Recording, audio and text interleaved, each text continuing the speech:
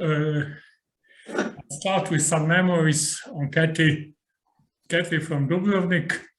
What we all remember and for what she was celebrated in Dubrovnik was her wartime solidarity with the town that was basically under siege. I remember seeing her dressed in Croatian camouflage uniform. She really wanted to look like a soldier. And every day she would comment the military situation, showing on the map of Dubrovnik. She would show, I remember somebody from the group once asking, she was showing the villages around Dubrovnik. And the guy said, oh, can you tell us where is Canada in relation to this place? So it was this kind of total ignorance, and Kathy was explaining and commenting. And then what really surprised me, after all this ended, I visited her in Oxford in St. Hilda's College. And Jesus Christ, you know, she came to say hello, and she was again dressed in the upper part of the uniform. I couldn't believe it. She was really, she kind of identified herself with the Croatian situation. We don't have at the moment, we don't have any philosopher around here who is identifying himself or herself with the Ukraine situation, but this might come every moment. So this is one aspect of Kathy's engagement. The other, which is less exciting, but which lasted a lot and had a lot of influence, was her contribution to analytic philosophy in Central European countries. She was visiting Yugoslavia, and I remember before the war she was quite pro-Yugoslav, like I was. And then when Croatia got attacked by Serbian army, we all changed our attitude. But before that, she would go to Belgrade, she would go to Slovenia. And then, of course, she got super active in Dubrovnik. And I think that the fact that you guys are now in the CU for philosophy, I think we can be helpful, we can be grateful for this to Kathy to a large extent. She and Bill Newton-Smith really identified themselves with this philosophical program of Dubrovnik. Nada jumped in. She was very young at that time. Nada, were you like, what, 15 years of age? You looked like you were 15 years. No, maybe 20 years of age. Well, anyway. So the contribution, her contribution was enormous. We all learned from her.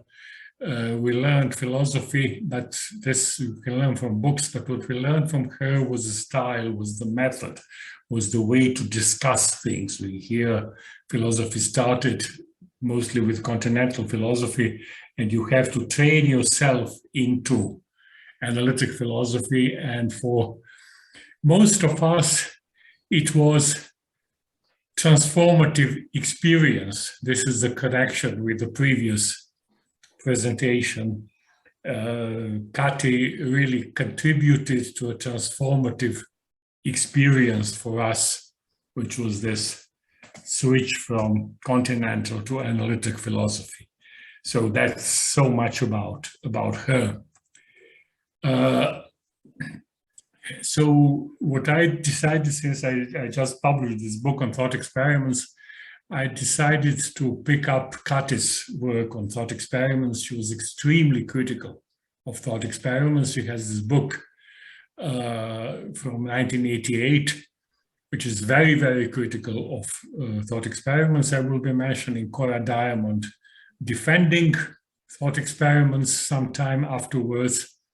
And I want to take Kathy's criticism as a paradigm of sophisticated and potentially successful problematizing of intuitions generated by a typical thought experiment.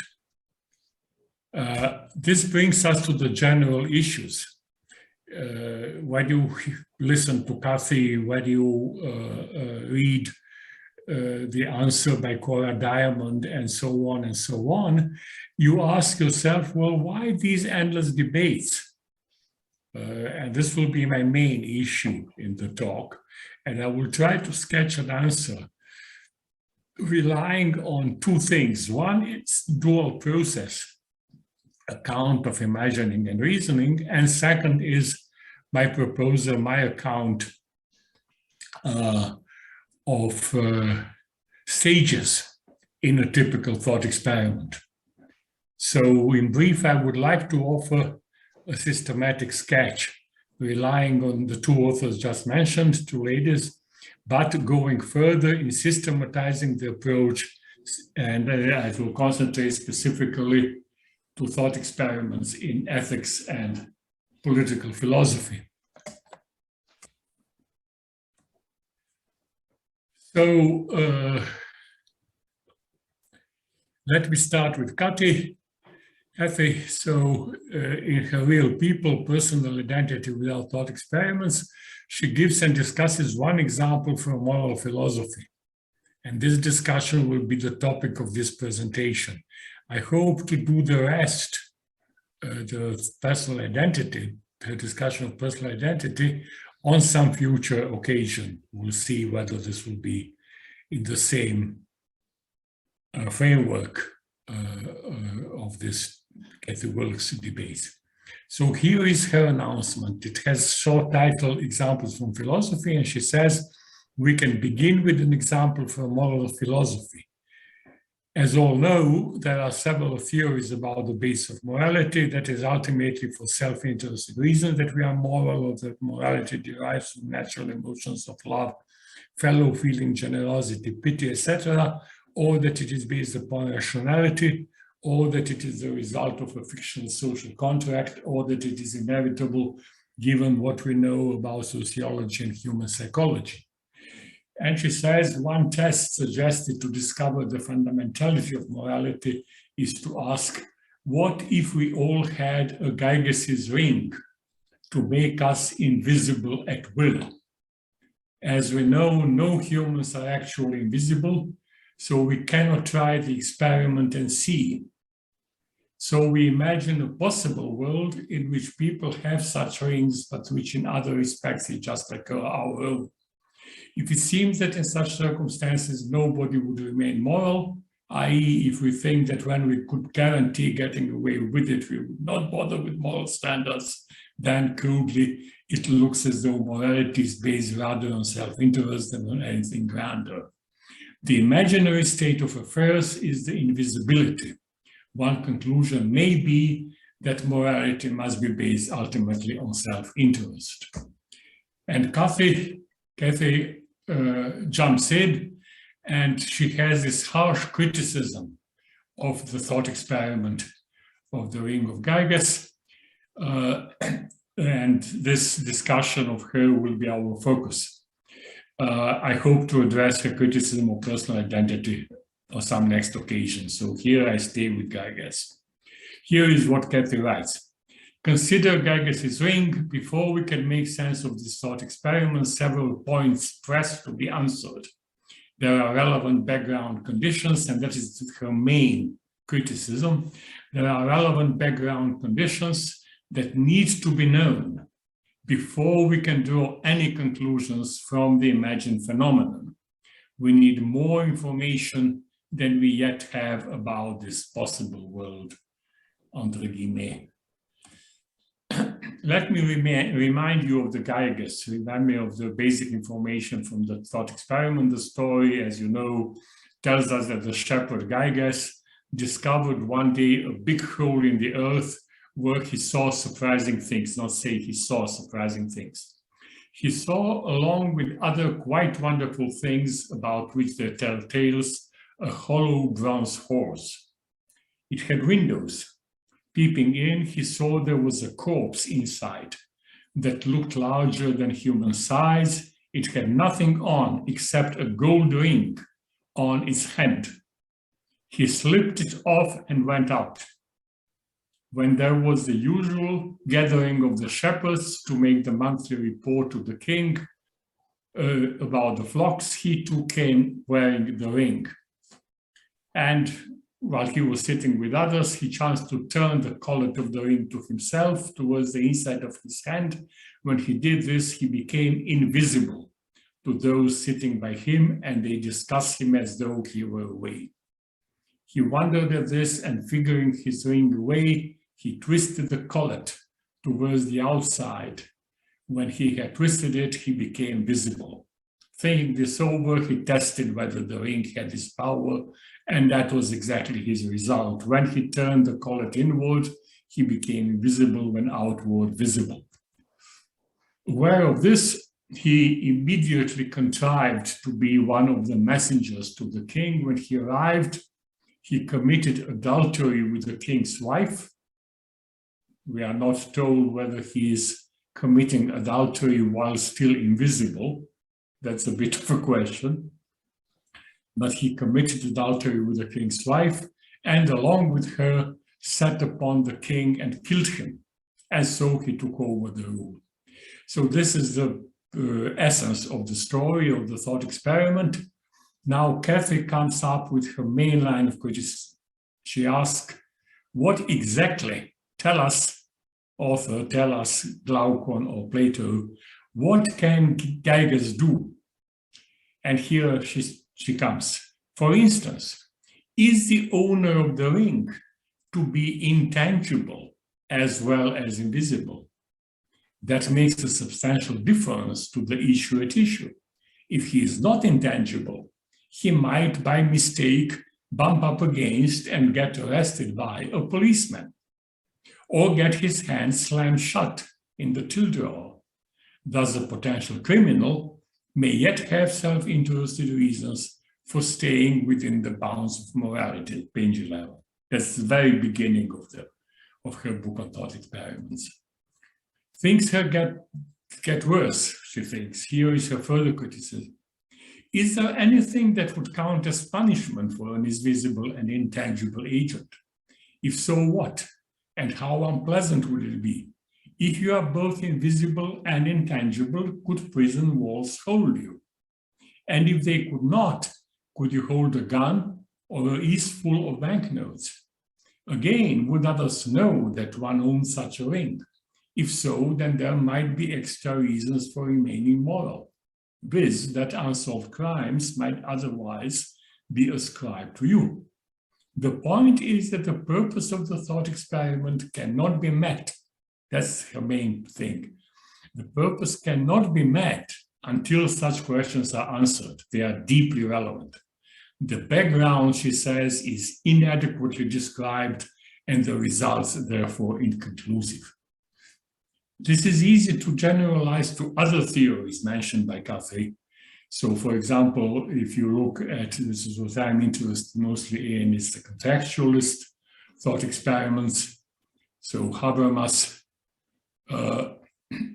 she talks about willingness to communicate, and then the moral story appears from our rationality. Would you accept this rule if you were a fully rational, communicative person? And we can imagine an incarnation of Cathy, called her Cathy Star, who says, yeah, but what about the agent who is not willing to communicate? Does she thereby lose her moral status? Dear Jürgen, you haven't given us all the background conditions that we need. I have a similar analysis for the other version of contextualism for Scanlon. I can show it to you later in the question and answer period. No wonder critics reacted. Cora Diamond, here is how she talks of Gyges, of how she talks of Cathy's objection. The objection, she says, seems to me to miss its mark. The underlying idea is that if thought experiments can be fruitful in philosophy, their fruitfulness will be dependent on their having a determinate outcome, like thought experiments in physics, which have an outcome determined jointly by the conditions described together with background conditions, the way the world does work. We know what factors are being juggled. The rest of the natural world, as we know it, is in place and has to be for experimental reality, for the experiment really to have a determinate result, for it to be fruitful and able properly to convince us of something. I don't think the objection hits the mark. What the thought experimenter needs in his thought experiment is a thinking away of the probabilities, large and small, of discovery that might attend unjust action. And this is now the main point. He does not have to provide the details of the imagined natural laws of a world in which some individual would be able to perform unjust action with confidence in not being discovered. We are being asked to think of what is fundamentally an idealized version of something we know to happen, namely that confidence is not being discovered is frequently an element in people's deciding to act in ways considered unjust. Thus, for example, the stronger the case you could make to the people whom you want to join you in crime for there being no chance of discovery, the greater the likelihood would be that they would join in. In the picture, the sophist gives us of the idealized or limit case, the case in which there is a firm and entirely justified belief in undiscoverability. The behavior of the test person reflecting such belief is the sort of behavior we take to be unjust, regardless of how justly had lived his life so far. So this is the debate, this is the conflict. I am more siding with Cora Diamond, less with Cathy, but here I will not insist on taking sides. I want to ask the meta question, and this is, where do these conflicts come from? I think the scenario of thought experiments here is typically twofold. First, the crucial immediate stage and the kind of imagining that accompanies it, together with the first spontaneous reaction and answer. Here is, if I were sure I cannot be discovered, I would steal and murder and rape. And this leads us to immediate general stance. This is sometimes called intuitive induction. Confidence in not being discovered is crucial in one's decision to act unjustly. What kind of imagining do we need here? Elwin Goldman talks about low-level imagining. Michael Stewart calls it imagination one. I would add to this similar low-level reasoning, call it reasoning sub one. So that's, I think, standard for thought experiments. The standard form of debate in practical philosophy, even wider from Plato on, is the proponent presents a simple scenario. We have taken the ring of Gyges. He raises one or two crucial questions and presses the interlocutor for an answer. The interlocutor reflects very briefly. It's really in the dialogue, it's a few seconds, and comes with a short answer. The answer is normally taken to be by the proponent to suggest a view, even a philosophical one, and the proponent can develop it into a sketch of a theory. Typically then, and this is important, a further discussion starts and continues not 5 minutes. With the ring of Gyges, it's 2.5 millennia of the debate. How? Well, the critics point to holes in the original story. For example, the Stoics said, oh, you know, the temptation is too strong. You cannot conclude anything from reactions to such super strong temptations. You cannot generalize from this. So the critics point to holes in the original story. They suggest accounts alternative to the originally proposed one, and the debate goes on endlessly. What is it about thought experiments that supports the endless number of such cases? This is our question here, and there is some literature. I will not bother you with this. Now we can do this in question and answer period. The authors are Michael Stewart, Elvin Goldman, Leland Saunders, and so on. But it's not much. It's there are not many authors who discuss this. I'm proud to say I'm one of the small number. So let me illustrate. First, imaginative reasoning 1. So this is with Gyges. Imagine yourself being invisible and facing a large quantity of money, say on a table in a bank. The interlocutor says, the poor guy says, of course, I would take it and I would run away. Then you ask, yeah, what about attractive young women around? What would you do to them? And then the interlocutor says what he would do. And the general conclusion follows. By the way, a footnote, this is specific, all this is specific for men. I have been presenting this thought experiments to students, and the majority were girls. And I must tell you that girls don't react in the way Gyges reacted. So, of course, they say, oh, come on, I would not rape anybody. That's the first reaction. And they say, what about stealing money? And most girls said, no, I wouldn't. I wouldn't even be tempted to take things. And then I had to invent things, to invent criminal things that they would do nevertheless. I can tell you in the question and answer period what are the temptations for female students. The Gyges temptations, they work for male students. That's interesting discovery. So what would the cognitive psychologist say? Note that the subject didn't think of further alternatives. You are invisible, but you remain tangible. That's the Curtis alternative. Otherwise, you could not take money or harass the attractive young woman. You imagine and reasoned on the basis of information directly available to you, ignoring, should I say stupidly, the slightly more distant option. And this is called availability heuristics. Kahneman and Tversky invented the term in the 70s, and it's famous nowadays. So when you are challenged, you might start thinking of the other option. But this then is not a quick heuristics, but a more reflective imagining and reasoning.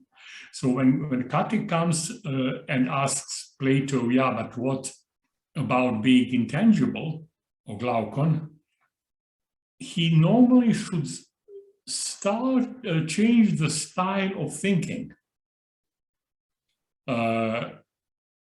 Michael Stewart calls it imagination 2. I would call it also reasoning 2. So this is the second type of approach within thought experiment. So let me return to Kati and Cora Diamond. The experiment started with imaginative reasoning 1, and then Kati comes in and says, wait a second. Are you also intangible? If you are, you can do nothing with your hands they don't interact with objects in your surroundings. And then the subject says, well, I'm not really intangible.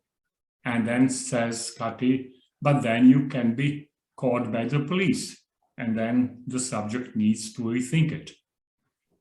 And here is Cora's answer. Here is the result of Imaginative Reasoning 2. After all, I don't think it's essential. It is just a benign idealization.